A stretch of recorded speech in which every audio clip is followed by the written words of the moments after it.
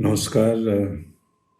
आज फिर एक दो छोटे किस्से लेके आया हूँ अपने ही जीवन से जुड़ी हुई। हम 2004 में मुंबई आए थे 16 अक्टूबर को सपत्नी पत्नी के साथ, और ये तय करके आए थे कि अब अभिनेता बनना है, हिंदी सिनेमा में काम करना है तो मुंबई चलते हैं। मालूम था लड़ाई लंबी है, वक्त बहुत लगेगा, तो हमने तैयारी कर रखी थी पहले से। पत्नी को बोला था कि तुम बीएड कर लो ताकि शुरुआती में तुम कहीं टीचर की नौकरी कर लेना, और मुझे तो पता नहीं मेरा क्या होगा, कितना समय लगेगा। तो उतने दिन घर चलाने के लिए कोई तो एक कमाने वाला चाहिए, तो पत्नी ने बीएड कर लिया था और हम मुंबई आ गए। मुंबई आते हम शुरुआत के 2 महीने अपने दोस्त के घर पे रहे। भानु नाम है उसका, मेरा बैचमेट है भानु उदय। और हम अपने लिए घर खोजते रहे। फिर हमारे बजट के लिहाज से एक कांदीवली वेस्ट में एक छोटा सा घर मिल गया, जहां हम लोग आ गए, शिफ्ट हो गए। 2 महीने बाद फिर शुरू हुई बात नौकरी, पत्नी की नौकरी खोजनी है। तो क्लासिफाइड अखबारों में आते हैं ना, सो उसमें खोजते थे हम लोग टीचर्स की वैकेंसी कहाँ है, और पढ़ते थे। अब हमें करना उस इलाके में जहाँ हम रह रहे हैं, कांदीवली, मलाड, अंधेरी। अब टाउन में नहीं जा सकते या दूर, तो निकले नहीं, कहीं वैकेंसी मिलती नहीं थी। तो हमने बोला, बायोडाटा मेरी पत्नी बना के रखी थी, तो मैं बोला यार एक काम करो, तुम बायोडाटा बना ली हो तो जितने अंधेरी मलाड के स्कूल्स हैं ना हमारे आसपास, जहाँ हम चाहते हैं, कन्वीनियंट है, वहाँ चल के हम बायोडाटा दे आते हैं। वो बोली ऐसे कैसे दे दोगे, वैकेंसी निकली नहीं है और कैसे ऐसे दे दोगे, कोलकाता से आई हैं तो वो दरबार जाने नहीं देंगे, या मतलब क्या कहेंगे लोग, वैकेंसी है नहीं, क्यों आए, कौन। बोले क्या हो जाएगा, क्या होगा, ज़्यादा से ज़्यादा ये तो नहीं बोलेंगे ना कि यू आर अंडर अरेस्ट, आप अंदर आए कैसे, चलिए जी आप गिरफ्तार होते हैं, अब चलिए थाने, तो चलते हैं ना। बोली तुम, मुझे नहीं मालूम, तुम अजीब आदमी हो। मैं बोला अरे प्रयास करने में क्या गया है, होगा होगा, नहीं होगा क्या कर लेंगे, पकड़ लेंगे, जान मार देंगे, चलो।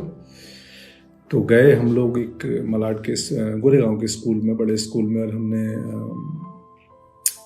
दरवान पूछा क्या है, गार्डन ने बोला नहीं रिसेप्शन पे मिलना है, कुछ जानकारी लेनी है, यहाँ लिख दो।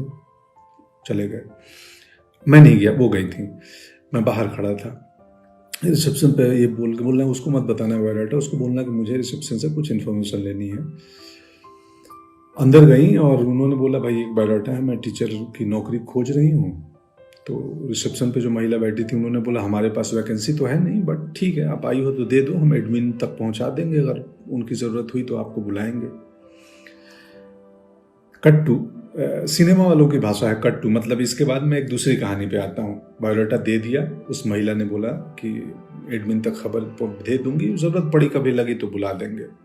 आ गई, बोले चलो ठीक है, बस हमने अपना काम कर लिया। दूसरी कहानी मेरी क्या चल रही थी, मैं उस समय हार्ड कॉपी तस्वीरों का वक्त था, तब मेल नहीं आए थे कि हम मेल कर दें तस्वीरें, या ऑडिशन बाद का चीज़ है, पहले आपकी तस्वीर पसंद आनी चाहिए तब ऑडिशन के लिए बुलाते थे, और तब कास्टिंग डायरेक्टर्स भी नहीं आए थे। अभी जो बहुत सारी कंपनियां हैं, बहुत सारे लोग हैं, करते हैं और अच्छा काम कर रहे हैं। तो हम जाके, उस वक्त कास्टिंग डायरेक्टर नहीं होते थे, तो डायरेक्टर का कोई एसोसिएट डायरेक्टर या असिस्टेंट या प्रोडक्शन के लोग भी कास्टिंग कर लेते थे। और तब कास्टिंग मतलब बहुत छोटे छोटे रोल्स में नए एक्टर को लिया जाता था, और जो भी एक सेट पैटर्न था, ये हीरो, ये हीरोइन, ये विलेन, वकील, इंस्पेक्टर भी सेट थे। तो 2004-5 की बात है ये। तो मैं जाता था दफ्तर में, दरवान लोग थे, कहीं बड़ी कंपनी किसी फिल्म ऑफिस में गया, तो मैं बोलता था कि यार मेरे को, बोला किसने बुलाया है, मैं बुलाया नहीं, मेरे को ईश्वर जी भेजे हैं कि वो राहुल, रवि, जो भी नाम है उस एसोसिएट की, उनसे मिलना है, ईश्वर जी भेजे हैं। बोला अच्छा, वो फ़ोन करेगी भाई कोई आए हैं, पंकज नाम है, ईश्वर जी भेजे हैं। तो बोले अच्छा कौन, भेज दो मिलता हूँ, देखता हूँ कौन। या अंदर पहुँच जाए, छोटा दफ्तर हो, रिसेप्शन तक पहुँच गए सीधे, तो फ्रंट डेस्क पे जो भी रिसेप्शन पे महिला बैठी हैं, जी हाँ क्या। मैं बोला एसोसिएट डायरेक्टर से मिलना है। तो किसने भेजा है आपको, कैसे आए हो, क्या है रेफरेंस। तो मैं तो बोलता था वैसे ही आया हूँ, लिफ्ट से आया हूँ अभी बस ऊपर। नहीं नहीं नहीं, यहाँ भेजा किसने है, मतलब वो ईश्वर जी भेजे हैं बोल के उनसे। ईश्वर जी, बोले हाँ आप बता दो ना उनको, वो जानते हैं। तो ईश्वर जी भेजे हैं, कोई पंकज आया है कास्टिंग वाला। चलो आते, तो या तो कास्टिंग वाले निकल के आए या मुझे अंदर तक भेज दी जाए। मेरे पास कास्टिंग वाले आए, बोले हाँ जी बोलिए बताइए आप। तो मैं बोला जी मैं एक्टर हूँ और ये मेरी तस्वीर है, और मुझे पता चला आप कास्टिंग कर रहे हो। तो बोला ये बट ये ईश्वर जी कौन ईश्वर जी भेजे हैं वो प्रोडक्शन में या कुछ कॉस्ट्यूम या किस डिपार्टमेंट, कौन से ईश्वर जी? मैं हंस देता था, बोलता था वो ईश्वर जी जो उधर बैठे हैं, जो सबको भेजे हैं दुनिया में। तो कई लोग हंस देते थे, ये 2-4 बार ही हुआ, अक्सर नहीं हुआ है ये किस्सा। कई लोग हंस देते थे और बोलते थे यार बढ़िया सेंस ऑफ ह्यूमर है या बढ़िया अप्रोच है तुम्हारा, लाओ तस्वीर दो, कहाँ से एक्टिंग सीखे हो, क्या किए हो। एक आध नाराज भी हो जाते थे। 2-4 बार किया था ये। मुझे मेरे दोस्त आज ही फोन आया था दिन में, हेमंत का, तो उन्होंने बताया कि यार तुम याद है तेरे को तो ईश्वर जी बोल के कहीं घुस जाते थे कि ईश्वर जी भेजे हैं। तो याद आया। और हम एक्टर्स को कैसे पता चलती थी कि कास्टिंग कहाँ हो रही है? एक इन्फिनिटी मॉल है अंधेरी में, वहाँ पे बहुत सारे एक्टर्स शाम को बैठते थे और वहाँ इन्फॉर्मेशन एक दूसरे को दी जाती थी। हम इतने वहाँ इकट्ठे होने लगे कि बाद में मॉल के जो सिक्योरिटी मैनेजमेंट, सिक्योरिटी वालों ने हमें खदेड़ दिया कि तुम लोग चले जाओ, यहाँ भीड़ नहीं चाहिए। उसमें पूरे हिंदुस्तान के गांव खेड़े से, छोटी जगहों से आए हुए हमारी तरह एक्ट्रेस थे, बहुत सारे।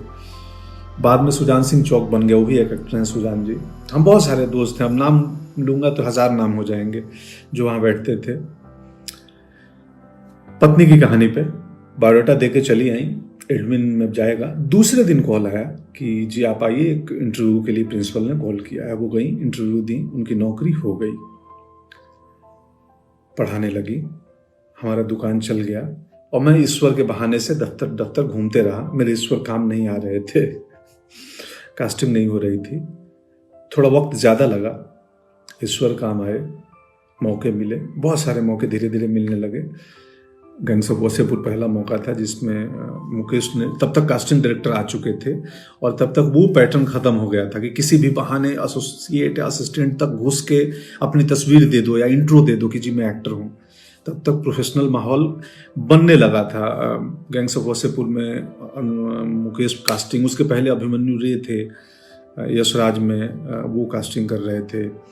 तो कास्टिंग डायरेक्टर्स का चलन हो गया था। हनी भाई आ गए थे, जोगी भाई आ गए थे, ये सब कास्टिंग डायरेक्टर्स हैं। बाद में अभिषेक की कंपनी आई। सो बहुत सारी अभी कंपनियां हैं कास्टिंग की काम करती हैं बॉम्बे में। सो पत्नी की नौकरी लग गई और मेरे ईश्वर कुछ सालों बाद काम आए और जब प्रोफेशनल हुआ माहौल तो हमें काम मिलने लगे। और बाद के दिनों में अब तो इतने ज़्यादा काम मिलने लगे कि घर पे किसी एक को रहना ज़रूरी है, मेरे और पत्नी में से। तो पत्नी को स्कूल की नौकरी कुछ साल पहले छोड़नी पड़ी और अब वो घर चलाती हैं, मुझे मैनेज करती हैं, हमारे बाकी बिजनेस को मैनेज करती हैं। ये है किस्सा। कुल जमा बात इतनी है कि प्रयास नहीं छोड़ना चाहिए। हम किसान परिवार से आए हैं। किसान एक बीज डालता है ज़मीन में और डालने के बाद उसको मिट्टी से ढक देता है। उसको मालूम है कि इसमें वक्त लगेगा। मेरा काम है फेवरेबल कंडीशन देना, इसको वक्त पे पानी देना, वक्त पे धूप देना, खाद देना, आसपास घास आ गए, कचरा आ गया, सफाई करना। ये एक दिन पौधा बनेगा और फिर फैलाएंगे। इसमें धीरज बहुत बड़ी चीज़ होती है। आप जिंदगी में जो काम करना चाहते हो, कोई भी काम छोटा नहीं है, कुछ भी, मतलब आप किसानी में भी कमाल कर सकते हैं, आप कहीं पे भी कर सकते हैं। खैर, शुक्रिया, आज का किस्सा इतना ही। Thank you so much. Corona से डरना नहीं है, लड़ना है। लॉकडाउन को गंभीरता से पालन करें और बाकी उपाय हमें मालूम ही है। हाइजीनिक मेंटेन करें, एक फिजिकल डिस्टेंसिंग मेंटेन करें, अगर ज़रूरत हो एसेंशियल चीज़ों के लिए बाहर निकलना पड़ रहा है तो। और बस यही है। शुक्रिया। आप सबको बहुत सारा प्रेम और स्नेह और पूरी दुनिया खुशहाल रहे, ऐसी कामना है प्रभु से। जय हिंद।